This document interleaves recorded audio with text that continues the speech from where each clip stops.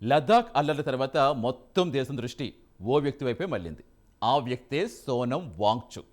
లద్దాఖ్ పూర్తి రాష్ట్ర హోదా, 6వ షెడ్యూల్ హోదా ఇవ్వాలంటూ జరుగుతున్న ఉద్యమానికి నాయకత్వం వహిస్తున్నారు వాంగ్చుక్. దీనికోసం నిరాహార దీక్షలు కూడా చేశారు. లడఖ్ సాంస్కృతిక గుర్తింపు, పర్యావరణ పరిరక్షణ కోసం వాంగ్చుక్ పోరాటం చేయడంతో యువతకు స్ఫూర్తినిచ్చింది. ఈ నాయకత్వంలోనే లేహ్లో చాలా కాలంగా ఉద్యమం జరుగుతోంది. ఇందులో భాగంగా కేంద్ర సర్కార్తో పలు దఫాలుగా చర్చలు కూడా జరిగాయట.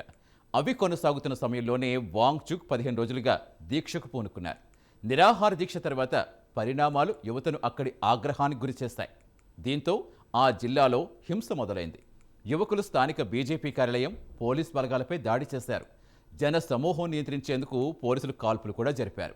చాలా కాలం నుంచి అహింసా ఉద్యమానికి నాయకత్వం వహిస్తున్న సోనం వాంగ్చుక్ ఈ సంఘటన తర్వాత ఎన్నో విమర్శలు ఎదుర్కొంటున్నారు. ఈ ఒక్క సంఘటన ఆయన ఇమేజ్ మార్చేసింది. సోనం వాంగ్చుక్ లద్దాఖ్ ప్రాంతానికి చెందిన ఇంజనీర్, విద్యావేత్త, పర్యావరణ కార్యకర్త. 1966లో లడఖ్లో జన్మించారు. మెకానికల్ ఇంజనీరింగ్లో డిగ్రీ తర్వాత 1988లో students educational and cultural movement of లద్దాఖ్ను స్థాపించారు. ఇది అక్కడి విద్యార్థుల విద్యా విప్లవానికి చిహ్నంగా మారింది. 3 దశాబ్దాలకు పైగా విద్యా సంస్కరణల్లో చురుగ్గా పాల్గొంటున్నారు సోనం వాంగ్చుక్.